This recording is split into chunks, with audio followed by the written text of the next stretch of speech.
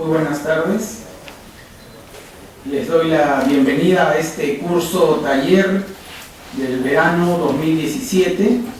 Es la segunda vez que organizamos una cosa similar. El año pasado realizamos uno casi con los mismos expositores sobre Thomas Kuhn, y este año hemos querido dedicarlo a la filosofía del Círculo de Viena. La idea de este curso taller es eso, es un curso que tiene 8 sesiones y en las que nosotros pretendemos no abarcar completamente, porque eso es imposible para un tema como el Círculo de Viena, pero en la medida de nuestras posibilidades ir aproximándonos a la filosofía del Círculo de Viena. Para mí es sumamente importante que realmente podamos aproximarnos a esto, porque el Círculo de Viena es a la filosofía y la ciencia un momento crucial. Incluso en muchos manuales de la filosofía ustedes podrían encontrar que el Círculo de Viena es casi el comienzo de lo que se conoce como filosofía de la ciencia, o la moderna filosofía de la ciencia. Entonces, el Círculo de Viena es un momento crucial, y sin embargo es un momento al que aludimos muchas veces sin conocerlo. Siempre lo aludimos de segunda mano. Entonces, la idea de este curso es tratar de ingresar un poco, o de entusiasmarnos para poder ingresar a los filósofos del Círculo de Viena. Este curso tiene dos, como ustedes verán por el afiche, tiene en realidad dos partes. Una primera parte son las exposiciones. Las exposiciones son los lunes, miércoles y viernes de 6 a 8, de aquí hasta el 22 de febrero.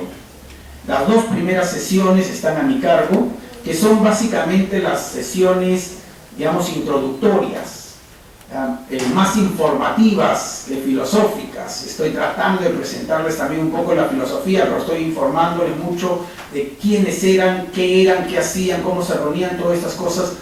Eso es la parte más informativa, son estas dos primeras sesiones, por lo menos hoy especialmente.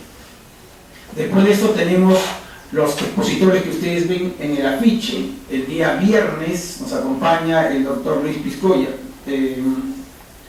Le he traído, pero por aquí en algún lugar está, y se lo voy a pasar.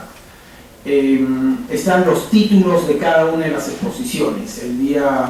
Cada uno de los doctores que están ahí mencionados tienen una sesión para cada uno de los días.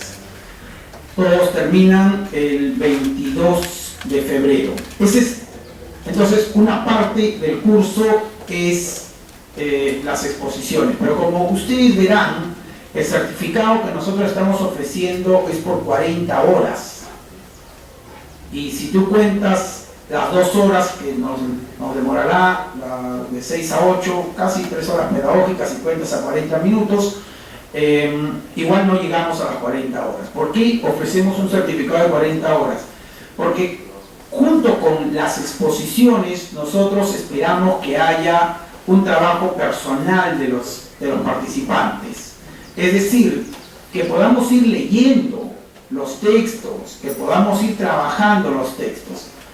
Eso es más difícil de seguir o incluso de evaluar. El curso anterior nosotros quisimos hacer una evaluación de eso a partir de la presentación de un ensayo. Este semestre no hemos querido hacer eso porque nos crea más dificultades que logros. Entonces, ¿cuál es la propuesta para este semestre para completar esas 40 horas pedagógicas? Vamos a tener un taller de lectura. Es decir, los participantes pueden participar también de un taller de lectura, donde vamos a leer, acompañado de 2 de los profesores. Va a estar dirigido por el doctor Miguel León, y yo voy a estar también en ese taller. Entre los dos vamos a estar acompañando la lectura. Lo que vamos a hacer es lo que hacía en realidad el Círculo de Viena: leer los textos y discutirlos. Entonces, esos talleres de lectura va de 3:30 a 5:30 a partir del día miércoles. A partir de este miércoles están cordialmente invitados a ese taller de lectura. Como yo sé que muchos de ustedes vienen pues con la justa por el trabajo, al taller de lectura no se va a pasar asistencia. No voy a decirle, porque yo les hubiera tenido que decir, están obligados a venir al taller de lectura para que puedan certificarse. No vamos a hacer eso. Entonces, en principio, el que pueda, el que no puede, por supuesto, tendrá que leer ya por su cuenta, ir leyendo y avanzando las lecturas para poder un poco estar acorde con lo que los expositores nos van a ir presentando. Entonces, el taller de lectura, no tengo en estos momentos el dato del aula, pero se les va a pasar por los medios que tenemos ahora de comunicación. El aula exacta donde va a ser el taller de lectura. El taller de lectura va este miércoles, comenzamos este miércoles a las 3:30. Entonces, ese es el curso. Ese es el curso. Y yo les prometo que el certificado lo tendrán aquí el miércoles 22, que es el día de la última presentación. Vamos a terminar entregándoles el certificado a cada uno. Entonces, ese es nuestro curso del Círculo de Viena. Una última cosa. Tenemos el apoyo de algunos estudiantes de posgrado, en este caso el estudiante Jorge González nos está apoyando con abriendo una cuenta en Google para subir ahí todos los textos, los textos sobre el Círculo de Viena y los textos de las exposiciones, las diapositivas que vayamos a usar, todo lo vamos a subir.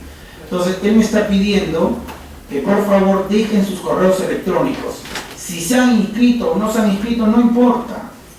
No es que solo los que pagaron, no es así. Cualquier persona que quiere participar y que quiere conocer, deje su correo electrónico para que pueda acceder a todos los recursos que vamos a proporcionar. ¿Ya? Entonces, en el momento del break, van a ustedes a poder, si han dejado correo electrónico, no se preocupen, si no lo han dejado, se lo entregan. Jorge va a pasarles una hoja para que dejen sus correos electrónicos. La dinámica de las sesiones es más o menos ya como lo hemos hecho antes.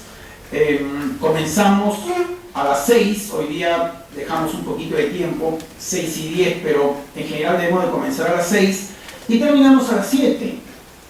A las 7 hacemos un break de 10 minutos, les va a esperar un refresco aquí a la salida, 10 minutos para refrescarnos un ratito y luego regresar. La idea es que podamos, en esa primera parte viene la exposición y en la segunda parte la discusión. El año pasado habíamos tomado la decisión de que durante la exposición pueden haber preguntas, pero pedíamos que las preguntas sean solo de carácter aclaratorio. Si alguien tiene una pregunta, levanta su mano, porque no se trata tampoco de escuchar y escuchar, podemos dialogar, pero lo que incomoda es que las preguntas pudieran ser demasiado ajenas al tema. Entonces preocúpense, por supuesto que son bienvenidas las preguntas, pero tratemos de ir a aclarar el tema, a buscar que aclarar. Más adelante, en la parte de la discusión, si es posible ya extenderse mucho más y presentar tus preguntas, tus objeciones o tus comentarios. Por supuesto que eso es posible en la parte de la discusión. Pero igual giramos en torno al tema. ¿Ya? Entonces, esa va a ser la dinámica del curso. Yo les iré comentando si algún expositor pide algún cambio en la dinámica. Por ejemplo, sé que el doctor Quintanilla, el día lunes siguiente, me ha pedido que él quiere pasar su exposición con anticipación para que los participantes lo lean y él quiere venir a discutirla. De hecho así, creo que su tema incluso es el origen de la filosofía analítica en el Círculo de Viena. Entonces él tiene todo un planteamiento y quiere discutirlo. Entonces, si algún profesor tiene algún pedido especial, me lo va a hacer llegar con anticipación y yo les voy a decir, miren, en la siguiente sesión va a ser tal dinámica. Pero en principio esa es la dinámica que vamos a seguir. ¿Ya? Entonces, si no hay ninguna pregunta, comenzamos con nuestro curso. ¿Alguna pregunta? De carácter administrativo. Muy bien. Sí, Agustín. Los textos de discusión va a ser disponibilizado. Sí. ¿Va a ser un texto de algún autor del siglo o en texto sobre el siglo? ¿Te refieres a los textos con los que vamos a leer son textos de los autores del círculo? creo que hay Rudolf Carnap, el doctor Miguel León nos pasó la lista, voy a hacerle llegar, ahora en el break les hago llegar la lista de cuáles son los textos que vamos a trabajar en el taller de lectura. Pero sí, son textos de los propios miembros del Círculo de Viena. Sí. ¿Saber cuáles son los objetivos al lanzar de este? Muy bien. Hemos pensado principalmente, por supuesto, un objetivo bastante general es siempre tener promover ese interés por la filosofía en general, por el amor al conocimiento. No nos mueve aquí ningún objetivo de ningún otro tipo, ni económico, ni político, ni de ninguna clase. Aquí lo que nos ha reunido a todos nosotros es simplemente nuestro interés por aprender algo más. Entonces, ese es un objetivo general, pero el objetivo mucho más específico ya tiene que ver con ir conociendo etapas dentro de la filosofía, momentos cruciales dentro de la filosofía que sin embargo son necesarios conocer y a veces no se conocen y se discuten y se nombran y se mencionan sin tener un acceso más profundo de esos momentos cruciales. Ese era nuestro interés. En base a esto, ¿no se podría generar tal vez un inquietud porque crear una línea que corresponda a la filosofía latinoamericana, en realidad? En general, ¿cuáles son los móviles que nos llevó definitivamente a otra realidad histórica, otro marco, o político, humano, filosófico, una realidad muy distinta a la nuestra? Pero evidentemente es muy interesante. Me gustaría dar el recurso de poder pensar como una de las actividades que usted ha desarrollado el año pasado sobre una línea latinoamericana, ¿no? Sí, yo creo que en realidad cuando nos aproximamos a cualquier filósofo, sea europeo, norteamericano o latinoamericano, uno lo hace no solo con carácter historiográfico. O sea, no solo se trata de conocer qué dijeron, cómo lo dijeron, en qué momento, en qué circunstancias, sino también porque nos ayude a nosotros a repensar nuestras propias formas de pensar y nuestras propias autorreflexiones como grupo social que somos. Muy bien, entonces voy a dar comienzo a esta primera exposición del Círculo de Viena. Esta primera parte, en realidad, va a estar dirigida principalmente a los antecedentes del Círculo de Viena, a algunos nombres, los primeros nombres que se aproximaron al Círculo de Viena, una comprensión un poco de lo previo al Círculo de Viena. Eso es un poco el trabajo de hoy. Lo que me planteo como objetivo, como uno de los objetivos, es que cuando uno piensa el Círculo de Viena, a veces piensa que eso es un lenguaje unánime, que ahí había como una especie de pensamiento único que todos respetaban, y eso es bastante lejos de lo que en realidad fue. En el Círculo de Viena lo que había era bastante libertad de pensamiento. De hecho, la democracia como uno de los objetivos claves del Círculo de Viena, eso lo vamos a ver con claridad ahora en los propios pensadores, ¿no? Entonces, la actitud del Círculo de Viena era una actitud bastante, yo diría, socrática, en el sentido de discutir cualquier idea es discutible y todas las ideas se ponen a discusión. Aunque el Círculo de Viena no pretendió nunca tener argumentos políticos o no pretendió nunca definirse bajo principios políticos, sin embargo, estaba claramente unido a elementos políticos. Algunos de ellos más que otros. Otto Neuland, por ejemplo, estaba muy unido a temas políticos, había pertenecido a un partido. Maurice Schlick, en cambio, no. Sin embargo, cuando va a ser luego presidente de la Asociación Wehrmacht, de la cual vamos a hablar ahora, cuando es presidente de la Asociación Wehrmacht, es asociado a un partido político que se llama los Libres Pensadores de Austria. Entonces, no tenían como principio básico un tema político y sin embargo, el tema político estuvo muy adentro de las filosofías del Círculo de Viena. Entonces, vamos a tratar de ver un poco, y ese es mi planteamiento de hoy, vamos a tratar de ver el por qué apareció la concepción científica del mundo. La concepción científica del mundo, cuando digo la concepción científica del mundo, me refiero primero al escrito que es publicado en 1929, al escrito titulado así, La concepción científica del mundo, pero también por concepción científica del mundo se pretende pensar en la filosofía del Círculo de Viena. Entonces, cuando hago esta distinción, ¿ya? Estoy queriendo plantearles a ustedes que la concepción científica del mundo, es decir, la filosofía del Círculo de Viena, tenía una razón, una clara explicación cuando uno ve desde el siglo XIX cómo va desarrollándose los movimientos filosóficos, los intereses filosóficos por ahí a lo largo del siglo XIX. No era una concepción patológica ni una concepción completamente aventurera, para nada. La concepción científica del mundo llega en un momento apropiado, está respondiendo a un contexto apropiado y tiene claramente definido contra quién están enfrentándose. El interlocutor es claro para ellos, ¿no? Que se ha definido, por supuesto, en términos generales, al idealista metafísico. Ese es el interlocutor, ese es con el que está discutiendo, el idealista metafísico. Pero ¿quién era el idealista metafísico? Tampoco lo tenían muy claro porque había discrepancias entre ellos mismos. Pero voy a tratar de mostrarles un poco, entonces, que la concepción científica del mundo no es ninguna filosofía ingenua, ni ninguna filosofía patológica, como pudiera pensarse a veces. Entonces voy a tratar de explicarles un poco cómo esa concepción científica del mundo llega desde la filosofía del siglo XIX.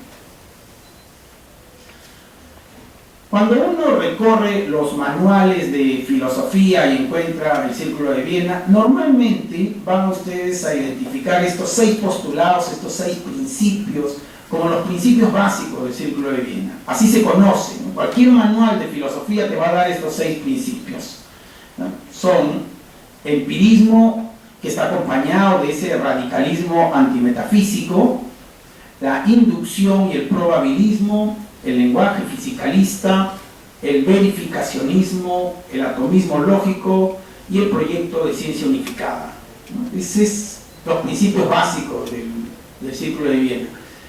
Mi impresión, sin embargo, después de haberme aproximado cada vez más al Círculo de Viena, es que solo en términos muy generales esos 6 principios eran unánimes.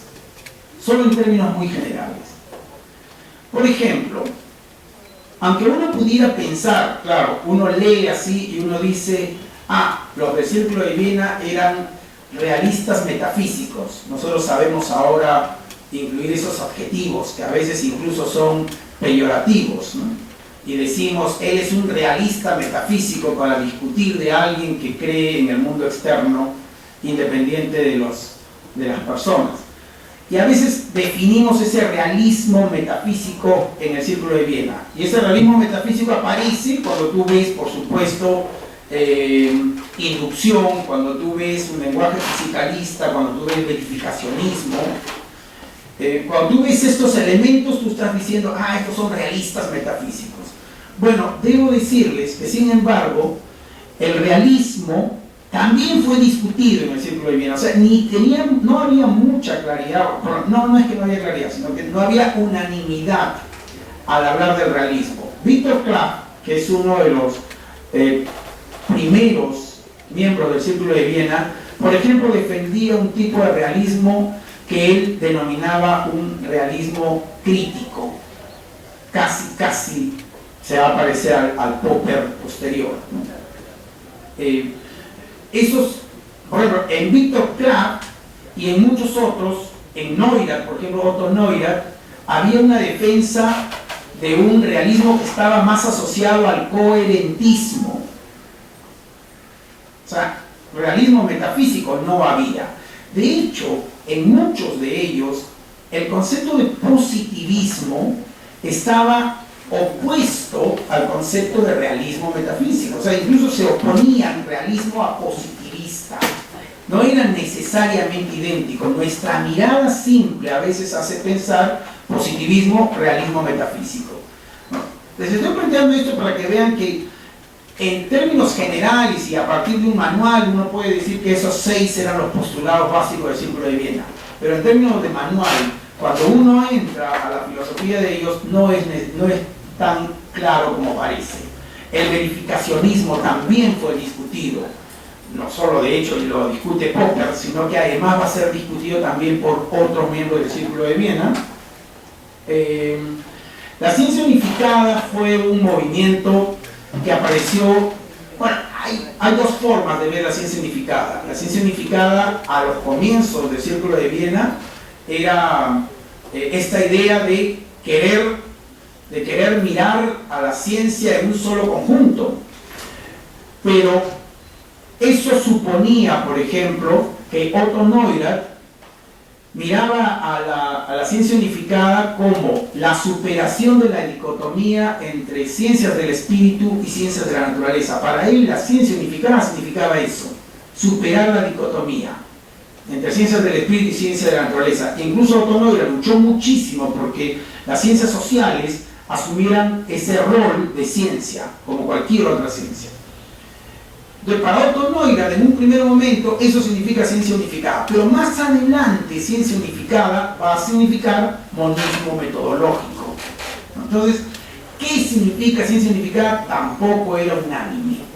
Para algunos significa monismo metodológico, que hay un solo método, para otros, en cambio, significa romper con esas distinciones. Entonces, los pesos, ¿dónde ponen el peso? Era lo que hacía esas discrepancias al interior de sus propuestas. ¿Cuál fue el corazón entonces del Círculo de Viena? Hay un corazón, si tenían tantas discrepancias respecto al realismo, respecto a la metafísica, uno podría decir el origen del Círculo de Viena está en el rechazo a la metafísica. Pues Russell, que por supuesto no era, digamos, exacto miembro del Círculo de Viena, pero se leían los textos de Russell. De hecho, Russell es uno de los motores importantes del Círculo de Viena. Y Russell va a participar en los congresos internacionales del Círculo de Viena a partir de la década del 30. Russell acepta la metafísica. Wittgenstein, que como ustedes saben fue pues lectura obligatoria en el Círculo de Viena más o menos entre el año 26 al 28, Wittgenstein va a discutir con los miembros del Círculo de Viena porque él aceptaba la metafísica. Entonces hay una discusión en torno a qué significaba para ellos realmente la superación de la metafísica, si había unanimidad o no. No quiero decir, o no quiero tratar de decir que el Círculo de Viena no haya tenido claro qué cosa quería decir. Lo que más bien estoy tratando de proponerles es que el Círculo de Viena era muy plural, bastante más plural de lo que a veces nosotros queremos pensar. Y el objetivo, aquí cito textualmente a Stadler en cuanto al objetivo nuclear del Círculo de Viena. Desde un punto de vista pragmático y político, lo que constituye el sello distintivo del nuevo positivismo es justamente el objetivo mismo de una concepción unificada del mundo que conduzca a una humanización y a una democratización de la vida cotidiana. Entonces, para los miembros del Círculo de Viena, esta concepción científica del mundo, esta concepción científica unificada del mundo, lo llevaba a una democratización y humanización. ¿Con quién están luchando entonces el Círculo de Viena? ¿A quién está discutiendo? Está discutiendo, en el fondo, a lo que ellos ya tenían que se venía. Los nacionalismos, los fascismos, los totalitarismos. Ese es el punto de discusión. Están pensando entonces que esta concepción científica del mundo nos libera de esas patologías y nos presenta más bien humanización y democratización. Ahora, de hecho, hay que considerar dos alas al interior del Círculo de Viena. Había una ala radical y había una ala moderada. Neurath, Carnap, Hahn, Frank son el ala radical. Ustedes habrán escuchado, por ejemplo, de la concepción científica del mundo, me refiero al texto de 1929.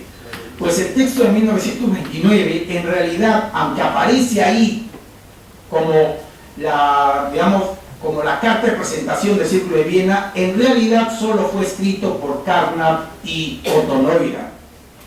Era el ala radical el que había escrito ese texto, porque Maurice Schlick ha sido enviado a los Estados Unidos. En realidad había ido de profesor visitante a los Estados Unidos, y estando en Estados Unidos, Maurice Schlick recibe una invitación para ser profesor, si no me equivoco, en la Universidad de Bonn. Y era una invitación que era imposible de rechazar, porque esta invitación significaba un aumento considerable en su sueldo. Entonces, el temor de estos pensadores es que Maurice Schlick se vaya, porque, como vamos a ver más adelante, es la figura de Maurice Schlick la que logra centrar y congregar el Círculo de Viena. Entonces, al tener el miedo de la partida de Maurice Schlick, lo que hacen esta ala radical es escribir este texto para tratar de dejar muy en alto la figura de Maurice Schlick. Un poco para tratar de convencerlo de jugar al sentimiento de Maurice Schlick y que no los deje. Que de hecho además fue lo que sucedió. Maurice Schlick no aceptó el puesto en la Universidad de Bonn, se queda en la Universidad de Viena y sigue manteniendo el círculo. Pero lo que ocurrió es que Maurice Schlick, cuando lee el texto que le habían hecho, escrito, como le digo, para jugarle el sentimiento, Maurice Schlick en privado, no en público, pero ya en privado, rechazó el texto. Él consideró que el texto realmente no recogía la filosofía o el pensamiento del Círculo de Viena. Entonces, eso nos hace ver que en realidad había una real discrepancia. Había un ala radical que sí pretendidamente era antimetafísico, que sí pretendidamente era induccionista, verificacionista. Había una ala que más bien estaba pretendiendo ser moderada. Esta ala radical y moderada, lo vamos a ver el siguiente miércoles, por ejemplo, tiene una discrepancia fuerte respecto a cuál es el papel que juega Wittgenstein en el Círculo de Viena. ¿Cómo hay que leer a Wittgenstein? El ala moderada son los que están reclamando más Wittgenstein, una mirada del Wittgenstein, mientras que el ala radical solo quiere ver una parte del Wittgenstein. Por ejemplo, al ala radical no le interesa para nada el silencio wittgensteiniano, esa idea de y ahora hay que guardar silencio. Recuerdan ustedes el postulado número 7 del Tractatus. Esa idea era muy mal vista porque daba una apertura a la metafísica que el ala radical no quería abrir. Entonces, esta idea de que hay alas es claro por muchos otros sucesos que iremos viendo también. A ver, participantes. Esta lista que encontré por ahí es una, pero ni siquiera ahí congrega a todos los participantes. Es que no había una lista exacta de quiénes eran los participantes del Círculo de Viena. Lo que sabemos es que habían estudiantes, había profesores, habían invitados. Lo que sabemos también es que se reunían para que cada uno presentara una conferencia, un tema. Durante mucho tiempo, entre el año 26 y 28, se leyó el Tractatus de Wittgenstein. A partir del año 28, 29, por ejemplo, hay mucho tiempo en que se lee los textos, el 29 creo, se leen los textos de Rudolf Carnap, quien va a ocupar un lugar central a partir del 29. Entonces, hay algunos textos que han sido clave, pero después se leía todo tipo de trabajos. Ahora, estaba integrado por matemáticos, físicos, un arquitecto, químicos, psicólogos, filósofos. Entonces, había mucha apertura en torno a distintos temas también.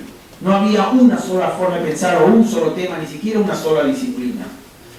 Otra cosa, había estudiantes y docentes, por igual además. Todos tenían, digamos, la oportunidad para dialogar y discutir. aunque dicen que había mucho respeto por la intervención de Maurice Schlick, pero aunque había mucho respeto a sus intervenciones y por supuesto voces líderes eran Otto Neurath o Hans Hahn, que es el matemático, aunque ellos son las voces líderes, sin embargo había mucha apertura a escuchar a cualquiera de los miembros del Círculo de Viena. Dice que se reunían en una mesa y que al borde de la mesa estaba Maurice Schlick y todos los demás estaban alrededor de la mesa, no importando cuál sea ni su grado académico, ni su cercanía, ni su... No importaba ninguna, nada podía darle a alguien mayor importancia que a otro. Solo se respetaba el lugar de Maurice Schlick. Todos los demás podían presentarse en cualquier lugar. Pasaron por ahí invitados extranjeros, especialmente ya a partir de 1929, porque en 1929 comienzan a hacerse público ya el Círculo de Viena, y bueno, ahí pasan varios. Vamos a ver en las exposiciones, creo que el doctor Piscoya y el doctor Quintanilla nos van a narrar, por ejemplo, acerca de cómo a partir de eso hay orígenes de la filosofía analítica, de un logicismo, creo, no recuerdo ahorita el tema del profesor Piscoya, pero ahí vamos a poder ver cómo a partir de esto, justamente de estas intervenciones de los extranjeros, los filósofos del Círculo de Viena lograron pues abrir también o expandir su propia filosofía. Y claro, el lugar más apropiado, por cuestiones políticas y por otras diversas razones, el lugar más apropiado va a terminar siendo Estados Unidos. Maurice Schlick es, como decíamos, la persona que congrega realmente al Círculo de Viena. Era un físico. Mi esperanza es que hoy día pueda hablarle de la muerte de Maurice Schlick, porque la muerte de Maurice Schlick también nos va a ayudar a entender un poco a este personaje. Pero era un físico que es invitado en 1922 a Viena, a la Universidad de Viena. En la Universidad de Viena se había creado desde 1895 la primera cátedra de filosofía de la ciencia. En realidad se llamaba Filosofía de las Ciencias Inductivas. Esa es la cátedra que se le otorga a Ernst Mach. Aquí vamos a ver más adelante. Se le otorga a Ernst Mach esa cátedra, y luego esa cátedra permanece con 3 profesores, Boltzmann y no recuerdo el tercero, hasta 1914, y luego esa cátedra se queda sin profesor desde 1914. Cuando Hans Hahn, el matemático, llega a Viena, Hans Hahn promueve que se invite a esa cátedra a Maurice Schlick. Entonces hay todo un movimiento político para invitar a este profesor que ya se estaba volviendo bastante reconocido, y Maurice Schlick llega en 1922 a Viena. El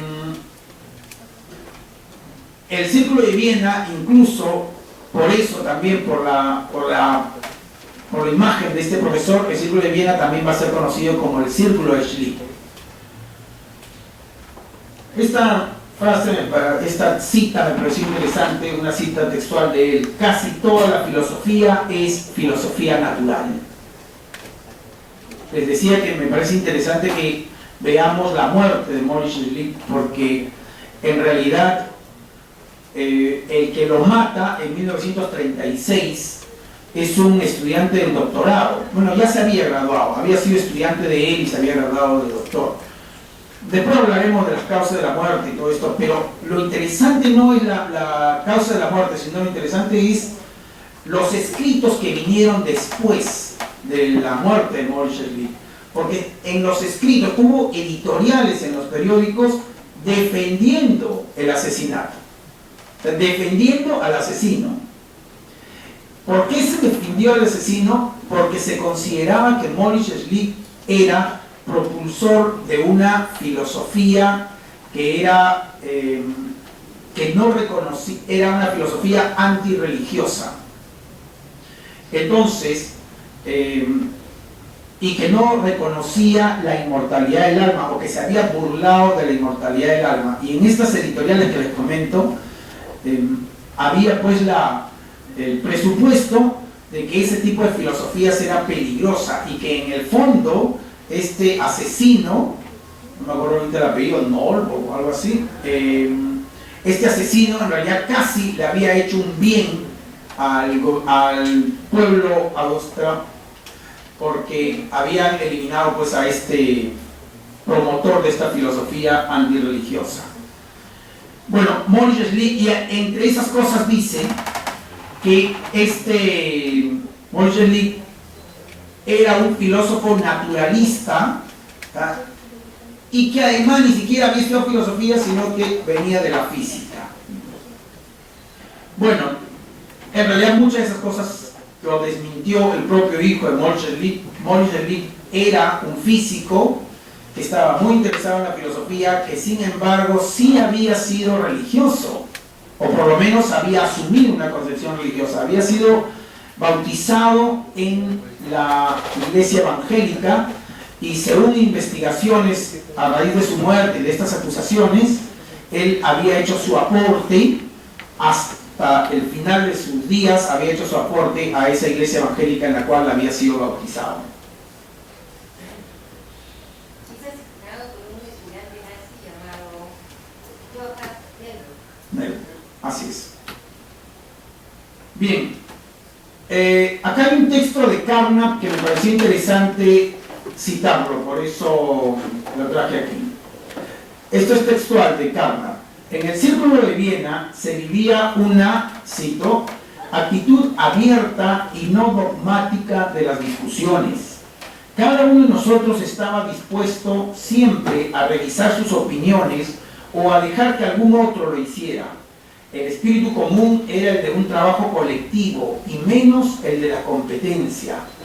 El objetivo compartido era el de contribuir a la lucha por lograr la claridad y la comprensión. Esto se debía fundamentalmente a la personalidad de Schlick, a su carácter siempre amistoso, a su tolerancia y humildad que llegaba inclusive en perjuicio propio al grado de colocar sus propios logros y aspectos positivos en segundo plano. Esta es, digamos, la manera en la que Carnap mira a Maurice Schlick. Entonces nos deja claro que era la personalidad de Maurice Schlick la que había logrado congregar a todos. Esa actitud de apertura y de tolerancia, lo que permitía pues que la gente se sintiera acogida y participara en gran medida en este círculo. Vamos a ver más adelante las etapas, pero las reuniones del círculo a partir de 1924, fecha aproximada en que comienzan las reuniones eran los jueves por la noche, jueves por la tarde. Hans Kahn, matemático, algunos le atribuyen el ser el verdadero fundador del Círculo de Viena.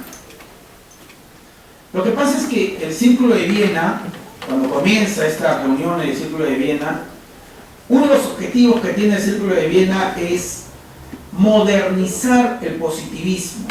¿Y qué entendían ellos por modernizar el positivismo? Incluir la lógica y la matemática. Toda esta idea de un lenguaje lógico y matemático que pueda incluirse en esta filosofía, eso era para ellos modernizar el positivismo. Y eso estaba promovido por Hans Kahn. Hans Kahn había participado en un círculo que se llama el Círculo Originario, en el que ya había comenzado pues esta idea de reunirse y trabajar diferentes textos de ellos. Había comenzado ya esta discusión desde el año 1907, y luego Hans Kahn llega a Viena en el año 21 y él es uno de los que promueve la llegada de Maurice Schlick en 1922. Y él es quien va a ayudar a Maurice Schlick a ir congregando a toda esta gente. Por eso, si no me equivoco, es Victor Kraft el que dice que Hans Kahn es el verdadero fundador del Círculo de Viena. Es también quien va a impulsar la lectura del Tractatus, aunque toma mucha distancia de ese silencio wittgensteiniano del que ya habíamos hablado.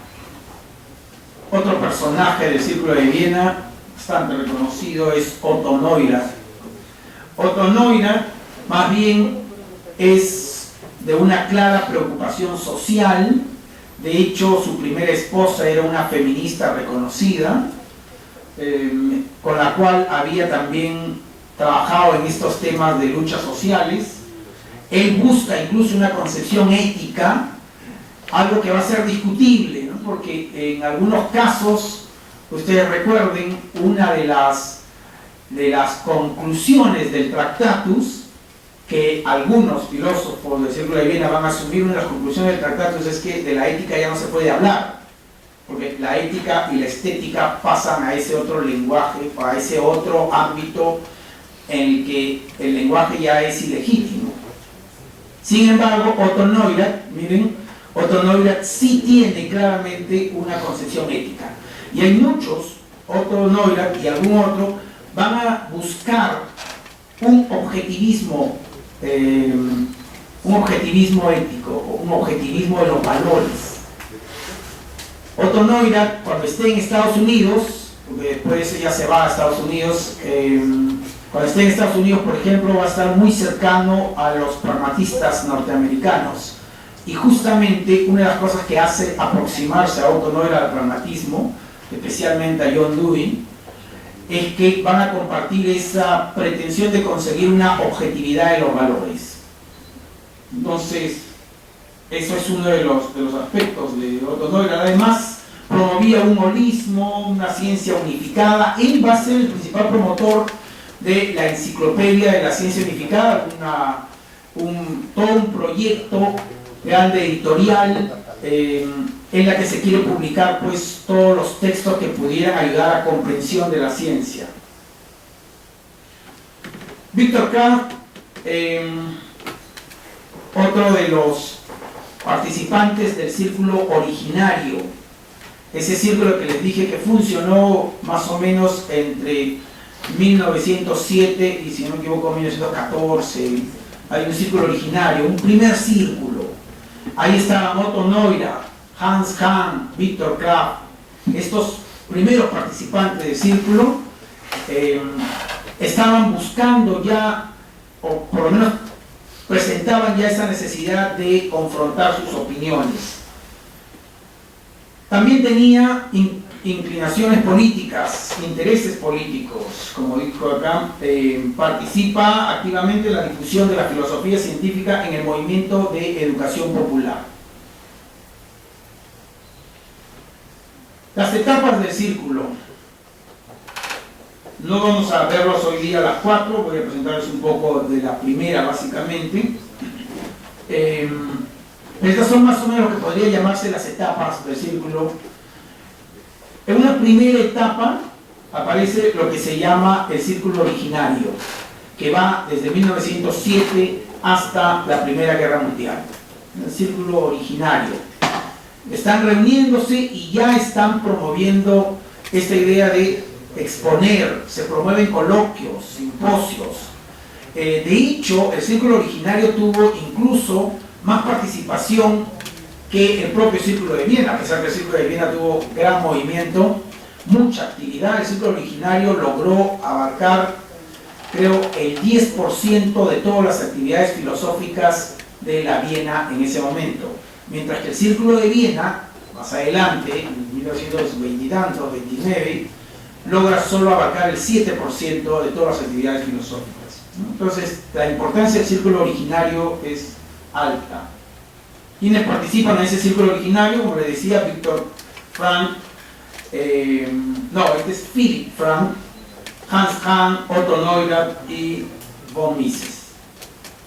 Después de la Primera Guerra Mundial hasta el inicio de las reuniones en 1924, se conoce aquí como una segunda etapa. Ha terminado el círculo originario y es la etapa un poco de preparación para lo que vendrá a ser el Círculo de Viena. El pedido para que Moltke llegue a Viena. En esta etapa cobra altísima importancia Hans Hahn, el matemático. A partir de 1924, comienzan las reuniones ya del Círculo de Viena. Como les decía, estas reuniones de los jueves, dirigidas por Maurice Schlick, y eso nos lleva hasta 1929. Fueron reuniones constantes, todos los jueves reuniéndose y discutiendo diferentes temas. No hay registros de las discusiones en esta etapa. En cambio, sí hay registros de las discusiones después de 1929. En la primera etapa tenemos solamente resúmenes a partir de, por ejemplo, el texto de Victor Kraft, a partir de la introducción que hace Rudolf Carnap y algunos otros textos que aparecen en la revista Erkenntnis. Es la etapa también en la que entra en contacto con Wittgenstein, quien va a venir a asistir en varios momentos al Círculo de Viena, tiene un contacto directo con Maurice Schlick. Y bueno, y esta etapa va desde el 24 hasta el 28. En el año 29 comienza ya la fase pública del Círculo de Viena. Se publica ese texto de la concepción científica del mundo, se funda la asociación Ernst Mach. Vamos a hablar un poco de la asociación Ernst Mach, lo voy a hacer con claridad en la próxima sesión, pero les hago una pequeña introducción. Lo que pasa es que en muchos manuales ustedes van a encontrar que dicen que el Círculo de Viena se llamaba también, o se llamó primero, la asociación Ernst Mach. Eso no es tan cierto. En realidad la asociación Ernst Mach fue una asociación promovida por un partido político que se llamaban los Libre Pensadores. Entonces, estos Libre Pensadores asumían esta tendencia política marxista de Ernst Mach y le piden a los miembros del Círculo de Viena, y varios miembros del Círculo de Viena integran este grupo de la asociación Ernst Mach. La idea era que esta asociación iba a tener como objetivo popularizar los temas estos de una filosofía científica en base a las ideas de Ernst Mach. Ahora, lo que hace a Maurice Schlick presidir esta asociación es que él considera casi una obligación por el hecho de que esta era la asociación Ernst Mach y el Círculo de Viena sentía que estaba sobre la base de la filosofía de Ernst Mach. Entonces, él siente una obligación de asumir la presidencia. Le piden a él que asuma la presidencia y lo asume, aunque él no pertenece al partido político. Entonces, si bien algunos miembros del Círculo de Viena integraron la asociación Ernst Mach, y el presidente de la asociación Ernst Mach es Maurice Schlick, no hay que confundir como si fueran el mismo grupo. Son dos grupos distintos. La asociación Ernst Mach tiene una clara tendencia política marxista incluso. Lo que también le llevó a que la asociación Ernst Mach dure poco. En 1934 creo que ya es diluida, porque justamente sus enemigos políticos ya perseguían a toda esta asociación y los trabajos que hace esta asociación. Bueno, en la etapa también en la que comienzan los congresos internacionales y se publica Erkenntnis. Erkenntnis es esta famosa revista de filosofía de la ciencia que hasta hoy subsiste y que comienza su publicación en 1929. Si no me equivoco, los primeros editores fueron Reichenbach y Carnap. El círculo originario, este círculo del cual les había mencionado, desde 1907, como decíamos, hay una característica que había encontrado yo leyendo sobre el círculo originario, y es que está integrado por muchos miembros de espíritu religioso, incluso católicos, filósofos católicos, místicos, románticos, dice, y bueno, y además integran Philipp Frank, Otto Neuland. Pero ya el círculo originario está buscando una integración con la lógica simbólica. De hecho, se plantea esta idea de modernizar el empirismo de Ernst Mach. están tratando de modernizar su empirismo a partir de la introducción de un lenguaje lógico.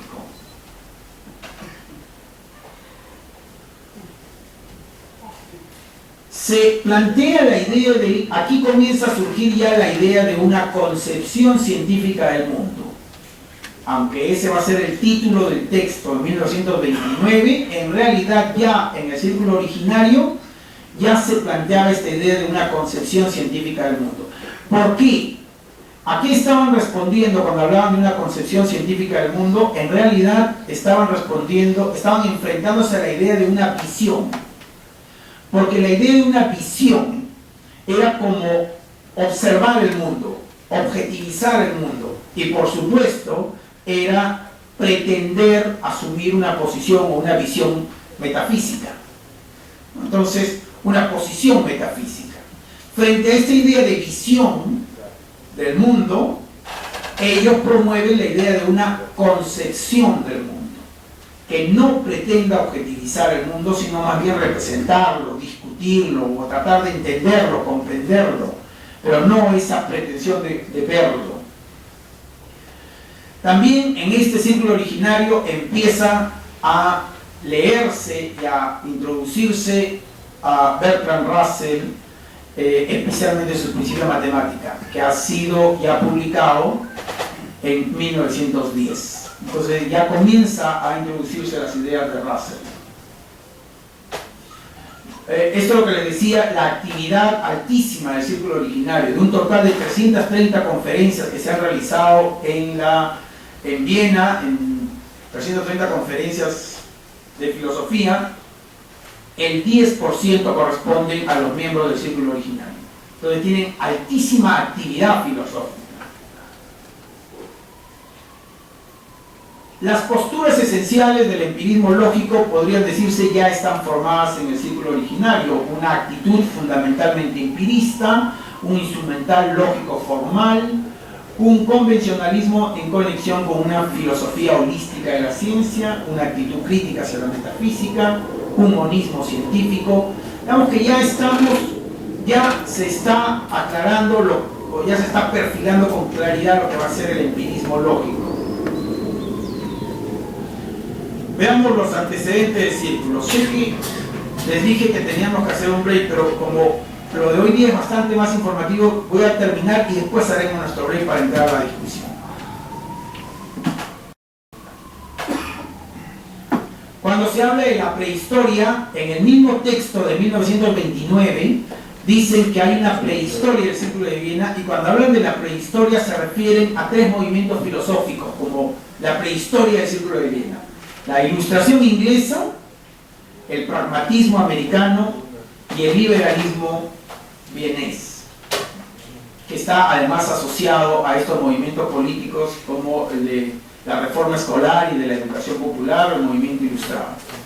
Entonces, se considera estos como los movimientos que son como la prehistoria, como que están enlazados a lo que va a ser el Círculo de Viena, la filosofía del Círculo de Viena.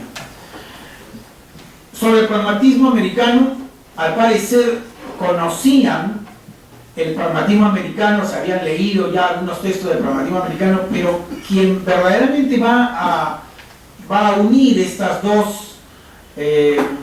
dos movimientos filosóficos va a ser Charles Morris, quien es un pragmatista que va a viajar constantemente a Europa, y que luego de eso va a jugar un papel importante también para lograr que estos filósofos del Círculo de Viena logren ubicar un trabajo en universidades estadounidenses cuando comience la guerra.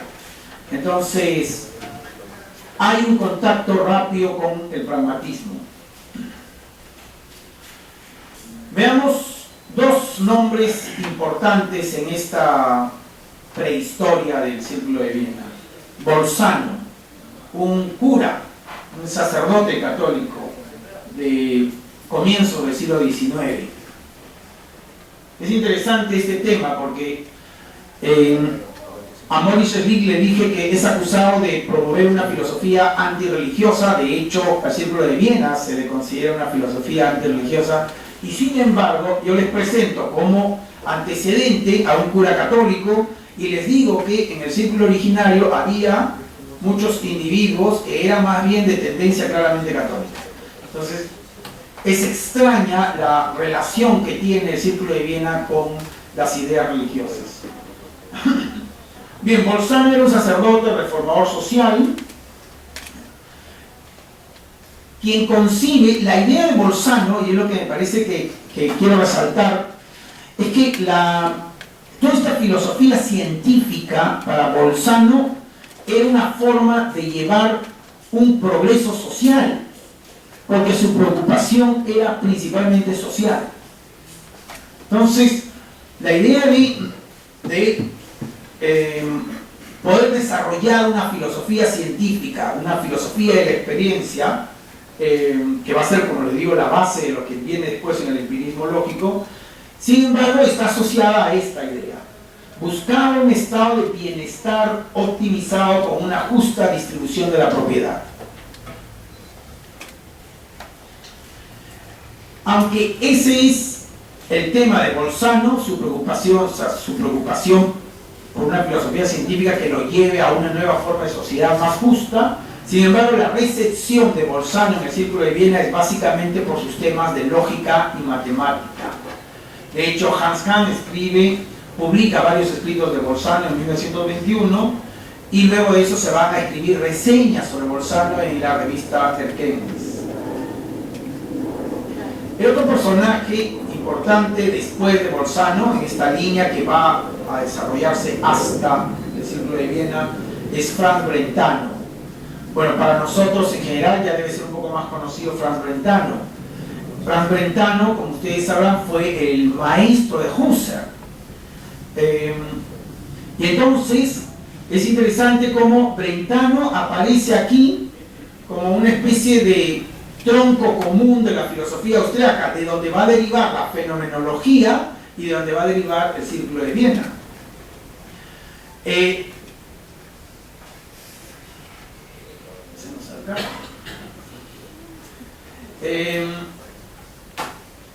Brentano es una especie, dice, de mentor de la filosofía y la ciencia austriaca.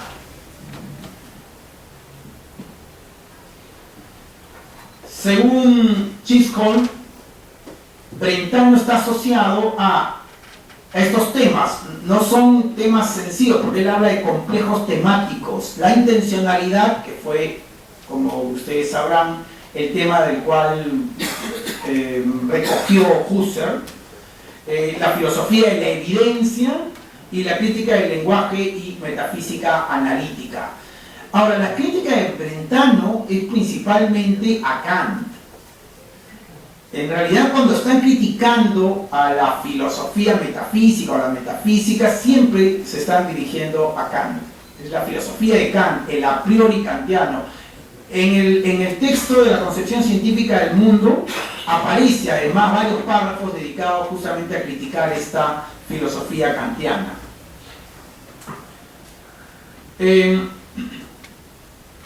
Para Brentano, la filosofía y la psicología en realidad eran una misma disciplina.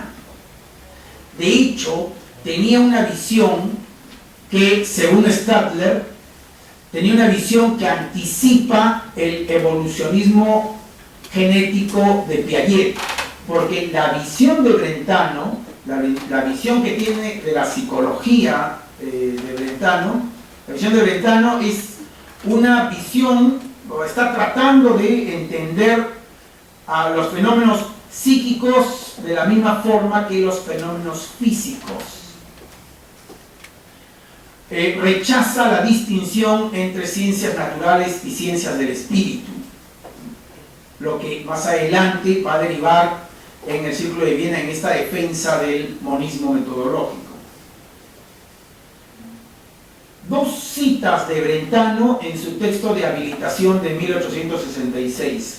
Leo: la filosofía debe protestar contra la división de las ciencias en ciencias exactas y ciencias especulativas. La justificación de esta protesta es el derecho mismo de la filosofía a existir. ¿No? Claro, como les digo, es que Brentano está entendiendo una filosofía que es también psicología y que está tratando de comprender también los fenómenos psíquicos de la misma forma como se pueden entender los fenómenos físicos. Y la otra cita: el verdadero método de la filosofía no es otro que el de las ciencias naturales. Y claro, es evidente cómo esto de alguna forma va a llegar hasta el Círculo de Viena, y el Círculo de Viena lo va a asumir. Por eso es que en realidad Brentano se convierte en uno de los mentores principales de la filosofía en el Círculo de Viena. Y llegamos quizá al mentor más importante, Ernst Mach. En el texto de 1929, el Círculo de Viena considera directamente a Ernst Mach como quizá el más importante antecedente del Círculo de Viena.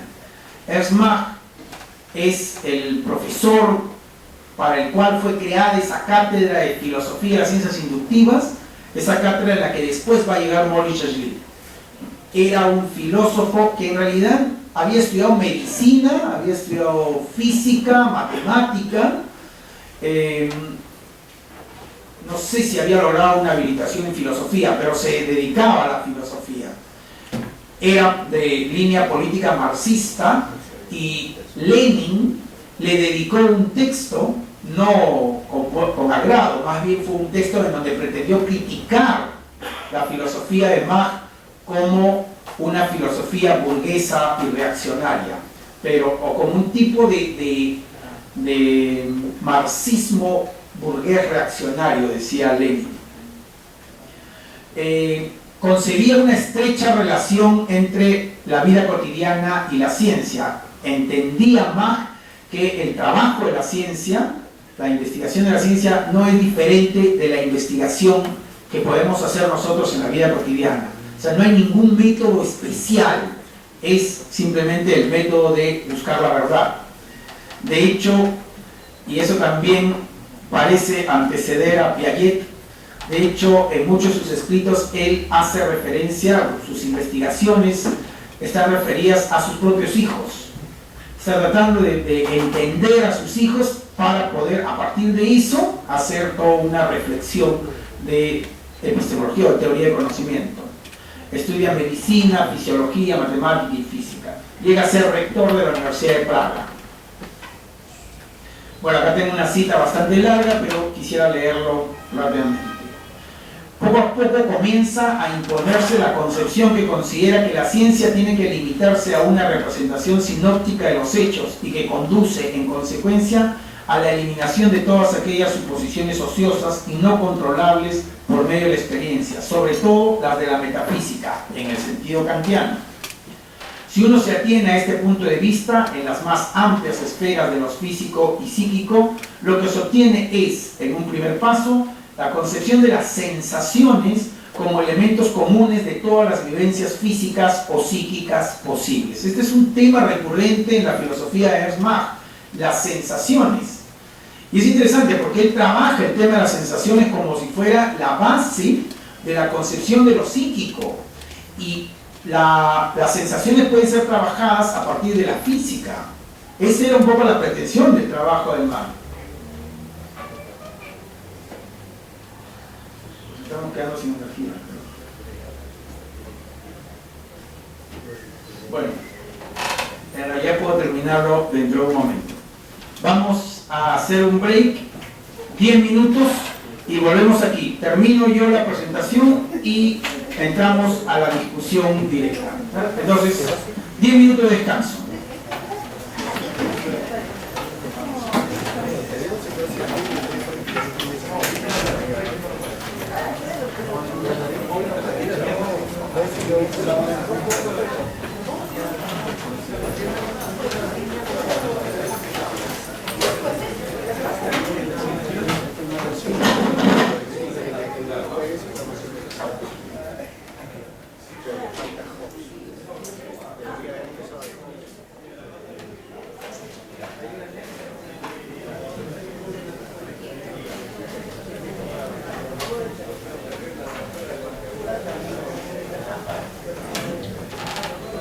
Muy bien.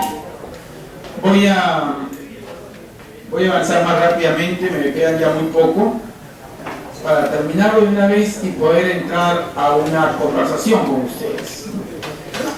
que es de lo que se trata también la filosofía. En realidad de eso se trata la filosofía. Si algo hay que aprender del Círculo de Viena es esa actitud de diálogo, de discusión, apertura, de ese encuentro de opiniones.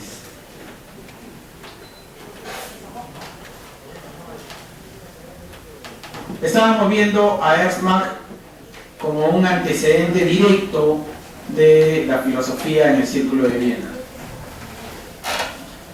En 1895 la Universidad de Viena crea esta cátedra específica para él, que era la cátedra de filosofía, así se llamaba la cátedra, filosofía, historia y teoría de las ciencias inductivas. Después más adelante esa cátedra cambia de nombre y se llama la filosofía de las ciencias inductivas. Aunque él llega en 1895, pide su retiro en 1901, porque en 1898 va a sufrir un paro que lo deja como consecuencia una parálisis. Aún así, sin embargo, sigue trabajando, ¿ya? Y sigue trabajando intelectualmente, escribe, pero tiene también una preocupación social.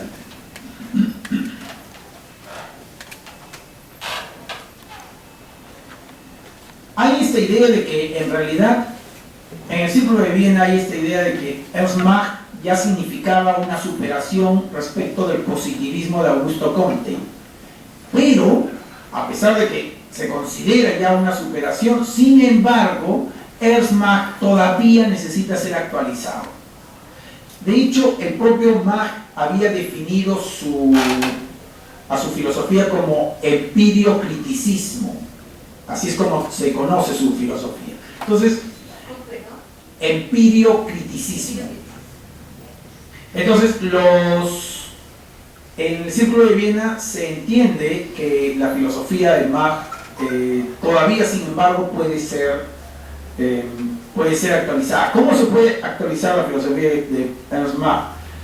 En primer lugar, dice Philipp Frank, cree que si logramos conjugar la filosofía de Mach con la teoría de la relatividad y la teoría cuántica, entonces tendremos ya ahora una nueva filosofía para el momento. Bueno, varios van a escribir acerca de Ernst Mach. Philipp Frank, Otto Neuler, Rudolf Carnap en 1928 afirma haber tomado los principios básicos de Mach para su lenguaje fisicalista, para su propuesta de un lenguaje fisicalista. Bueno, y hay una discusión con Lenin, esa de que les había hablado, porque el marxismo de Mach, al parecer, no estaba a gusto de los radicales marxistas. Sin embargo, hay un grupo de socialdemócratas rusos que sí asume el marxismo de Mach, pero no así Lenin. Por eso Lenin tiene este famoso libro de 1909 que se titula Materialismo y empiriocriticismo, observaciones críticas acerca de una filosofía reaccionaria. Entonces, Lenin veía el marxismo de Marx como un marxismo tembloroso y por eso lo llama burgués y reaccionario. Varios pensadores, varios de los miembros del Círculo de Viena, sin embargo, van a responder a la crítica que Lenin le ha hecho como una mala interpretación de Mach.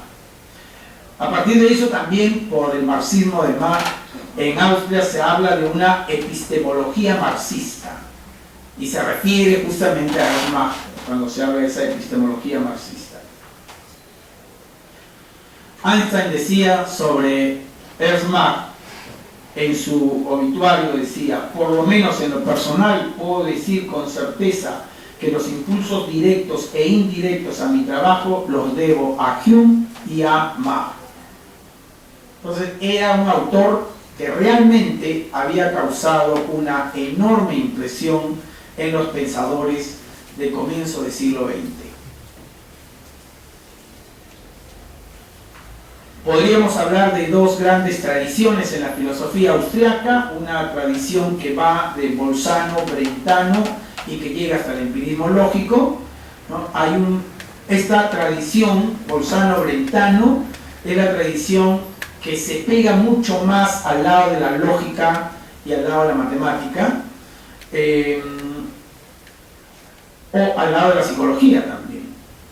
Mientras que hay esta otra tradición de Boltzmann que más bien desemboca en la posición antimetafísica y en la posición científica.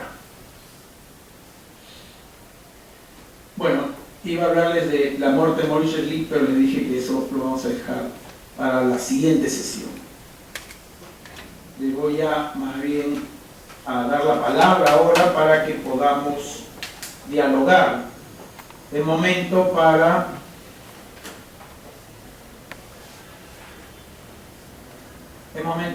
dialogar entre nosotros. Si hubiera alguna pregunta, comentario, tenemos un rato para conversar.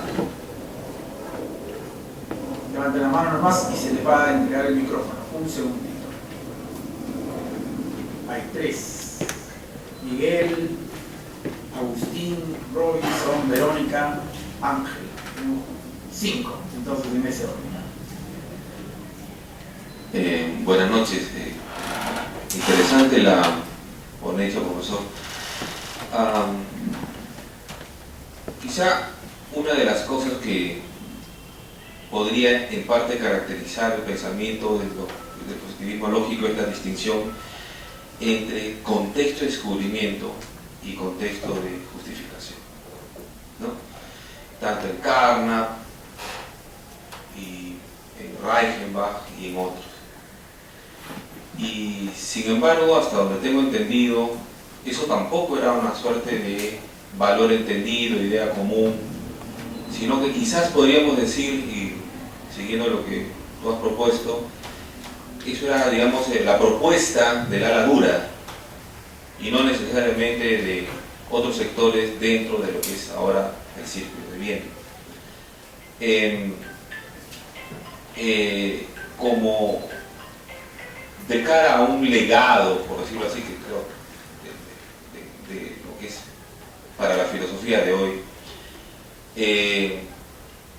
todavía tenemos que plantearnos la validez de esta distinción entre contexto y descubrimiento, es decir, aquellos aspectos que acompañan a la propuesta de una teoría científica pero que no son relevantes para la filosofía, y el contexto de justificación que sí lo son, y que en esto se daría lo que se llama, pues, la reconstrucción racional. Todavía deberíamos pensar una filosofía en utilizando esta distinción. Gracias. Muy bien. Bien, sí, tienes razón, ese es otro de los temas cruciales. De hecho, cuando enseñamos nosotros el Círculo de Viena o el positivismo lógico, siempre, por lo menos yo, siempre utilizo ese como uno de los puntos medulares de la filosofía del positivismo lógico, ¿no? Pero sin embargo, como muy bien lo has dicho, no era tan unánime. Otto Neurath, por ejemplo, era contrario a esa posición. De hecho, Otto Neurath y Viktor Kraft habían en gran medida adelantado las posiciones de Thomas Kuhn. O sea, esta idea de una visión muchísimo más holista de la ciencia, una comprensión más holista de la ciencia, que integre una visión social de la ciencia, era también parte de su comprensión de la ciencia. Mientras que esa distinción entre el contexto de descubrimiento y el contexto de justificación, en el ala radical, lo que hacía era separaba, pues, todos estos elementos sociales, todos estos elementos psicológicos de la ciencia, los separaba para quedarnos solo con el elemento epistemológico puro, ¿no? Que era el contexto de justificación. Entonces no había unanimidad en esa distinción. Pero tu pregunta iba mucho más allá. Si, en mi opinión, todavía hay formas para sostener esta idea. En mi opinión, no hay ya, creo que desde Thomas Kuhn y desde todo el trabajo que hemos logrado hacer en filosofía de la ciencia, en esto que se conoce como la nueva filosofía de la ciencia, yo creo que uno de los puntos centrales que se ha derribado casi por completo es justamente esa distinción. No podemos entender hoy en día la epistemología como tan ajena a la concepción, al contexto. No podemos entender a la epistemología como un lenguaje puro que no se toque con la psicología o que no se toque con la sociología. Yo creo más bien que esa es la riqueza de la nueva epistemología. Y entonces estamos tratando de entender a la ciencia, tratando de entender el accionar de la ciencia de una forma muchísimo más completa. También porque hay otra distinción importante que nos ha obligado, yo creo que eso viene a partir de Thomas Kuhn, y es que para la filosofía del positivismo, lo que le interesa a la filosofía del positivismo es la ciencia entendida como ese conjunto de teorías, como los sistemas de conocimiento. Pero la ciencia que le interesa a la filosofía de la ciencia post-kuhniana ya no es solo el sistema de conocimiento, sino es el hacer, la ciencia como una institución social que produce conocimientos. Entonces, sí creo por eso que en la nueva filosofía de la ciencia ya hay una pretensión de haber superado esa distinción. Estábamos en segundo lugar, creo que era Agustín. No, era Agustín, Robinson, Verónica y Ángel.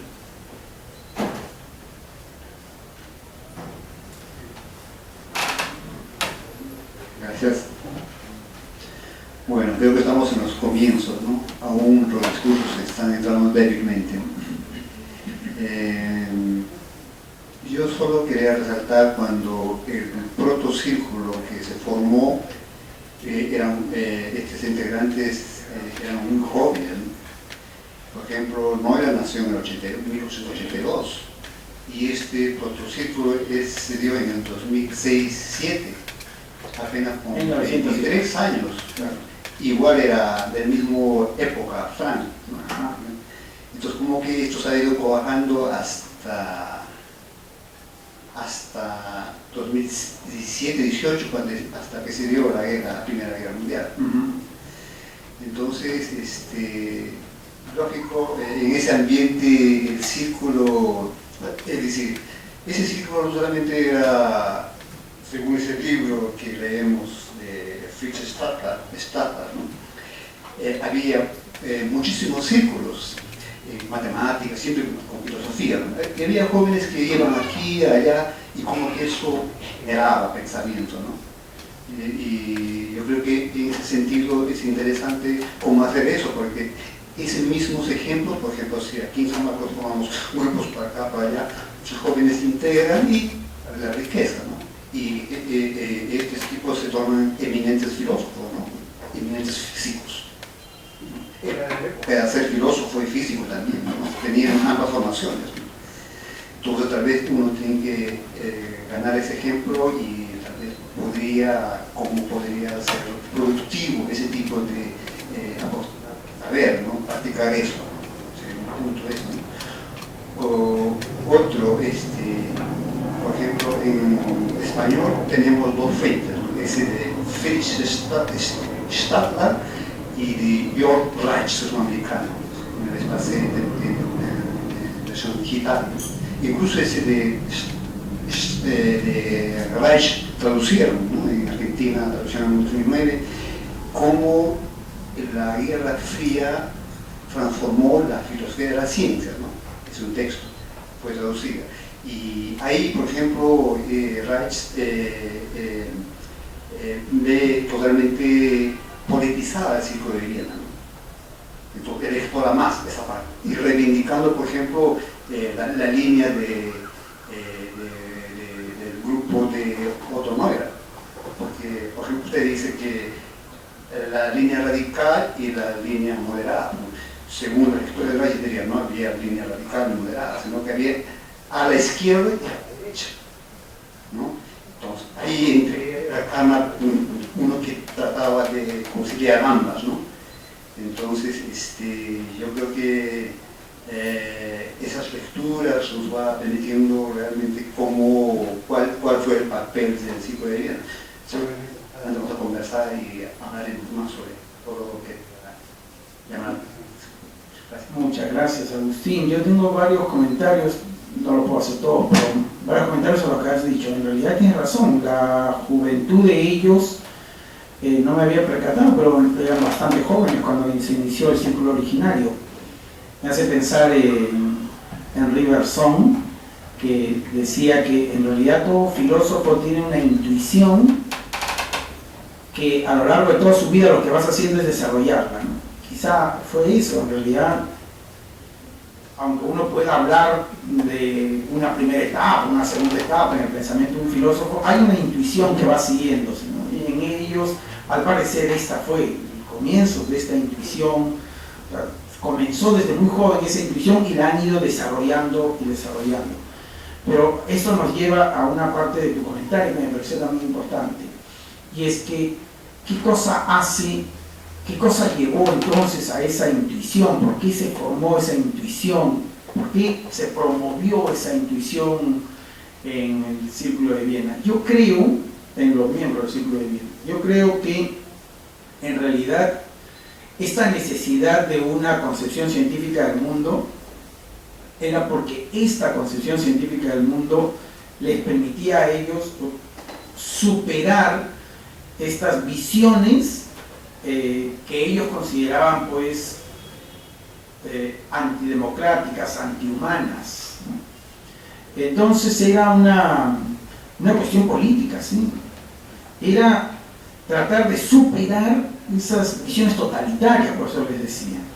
Y la concepción científica del mundo era una forma de libre pensamiento.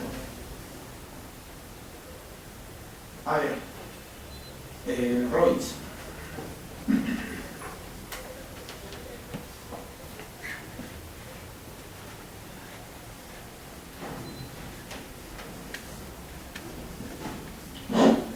Buenas noches. Felicitaciones por el evento. Llegué algo tarde, no sé si se habrá tocado este punto, pero tal como se ha desarrollado, he visto el desarrollo de lo que se ha expuesto ahora, me parece que no se hubiera tocado. Quería preguntar cuál es el papel de Wittgenstein en el Círculo de Viena, las razones de su alejamiento, etcétera, ¿no? Gracias. Sí, en realidad no lo hemos tocado todavía porque hemos llegado a ver solamente los antecedentes y preliminares. En la siguiente sesión vamos a entrar directamente ya en lo que fueron las sesiones a partir de 1924. Y sí, ahí entra el tema del Círculo de Viena. Lo habíamos comentado nada más, y lo que les había dicho es que Wittgenstein. Maurice Schlick tiene contacto con Wittgenstein, se escriben, ¿no? Comienza a escribirse y logra Maurice Schlick luego viajar y contactarse personalmente con Wittgenstein. Luego de eso Wittgenstein pasa a Viena unos días y luego a partir de eso se promueve pues, la lectura del Tractatus, ¿no? El Tractatus, hay un par de años dedicados a la lectura del Tractatus. O sea, en eso el Tractatus está presente, Wittgenstein ha llegado al Círculo de Viena. Pero eso no significa que todos los miembros del Círculo de Viena vayan a asumir la filosofía de Wittgenstein tan fácilmente. Ahí hay una discrepancia, también lo habíamos dicho. Hay algunos que asumen una parte de la filosofía de Wittgenstein y hay otros que quieren leerlo completo. Los que quieren leer completo, los defensores de Wittgenstein en el Círculo de Viena son principalmente Maurice Schlick y uno de sus asistentes que se apellida Weizmann. Weizmann va a ser el que principalmente va a resaltar la importancia de Wittgenstein. De una forma de leer a Wittgenstein. No todos leen igual a Wittgenstein. Entonces ahí hay una discrepancia respecto a cuál fue realmente el papel de Wittgenstein en el Círculo de Viena. El siguiente era Verónica.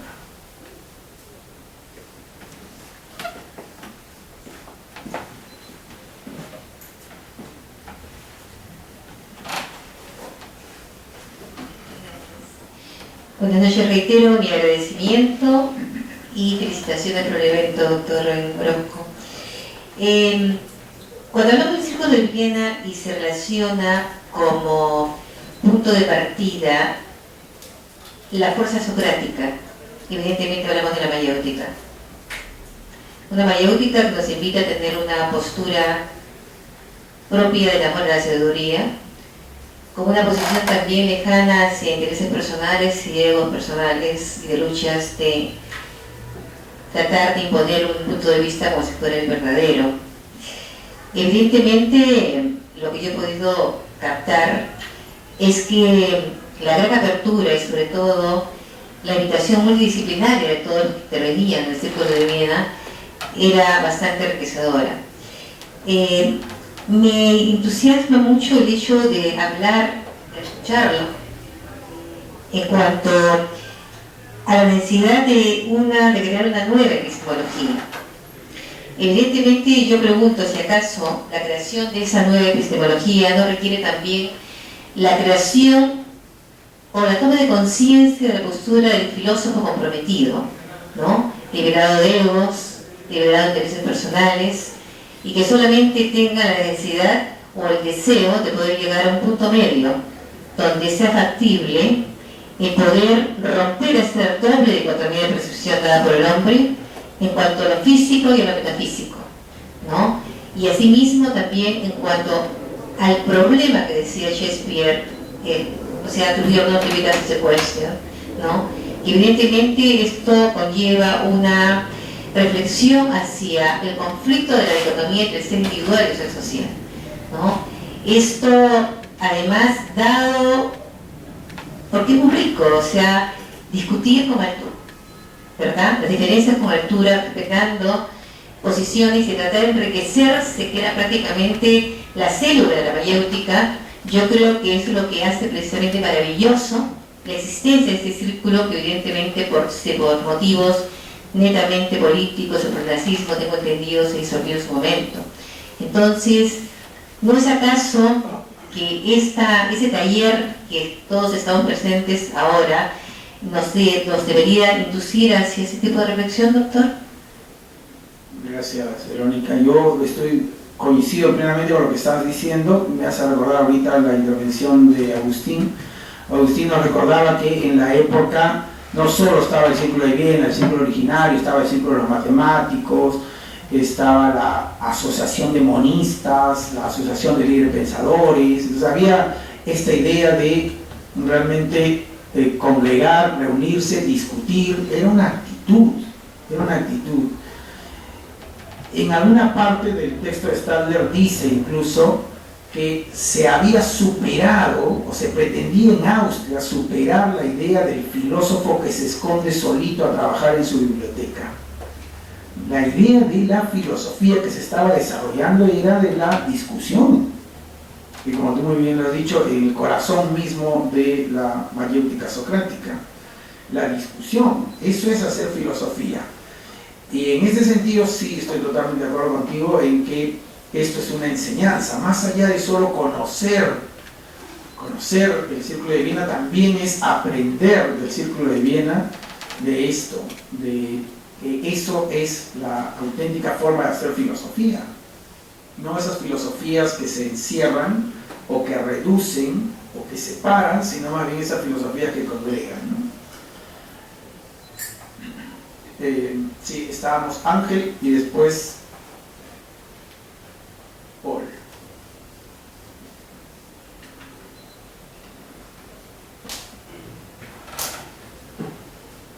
Ángel estaba ahí.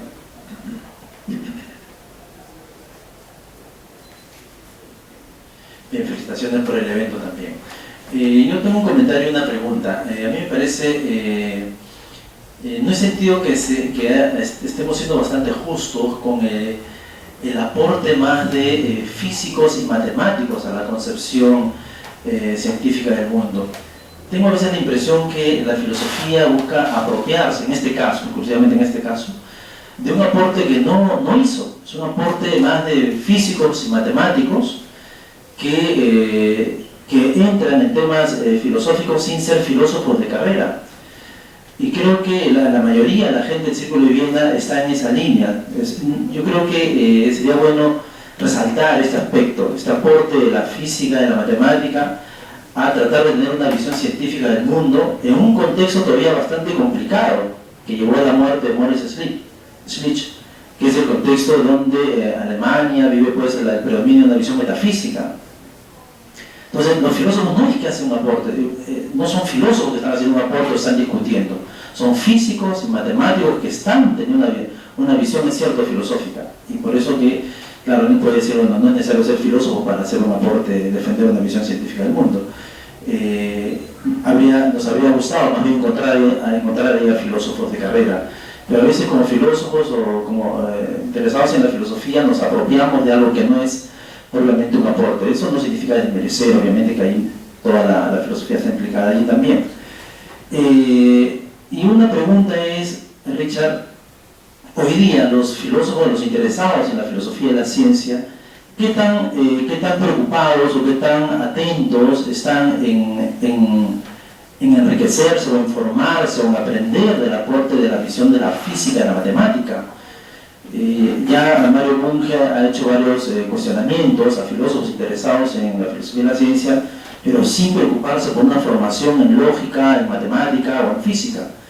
Y creo que eso es algo que nos debería llamar la atención. No sé cuál es tu parecer.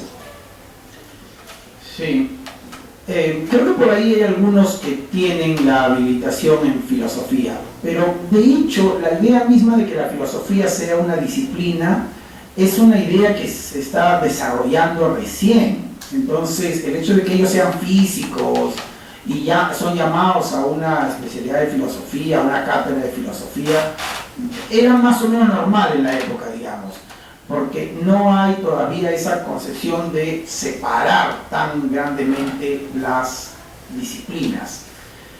Una en nuestra época, bueno, entonces yo no creo que no se le ha hecho una especie de reconocimiento al matemático, al físico, al aporte de la física al matemático, sino que creo que estos son pensadores que están entrando, eso sí, tienen esa capacidad todavía para leer matemática, física de una manera especializada y a partir de eso lograr desarrollar y pensar en los límites de la ciencia, en esos aspectos filosóficos de la ciencia. Hoy en día, ¿qué tan fácil es eso?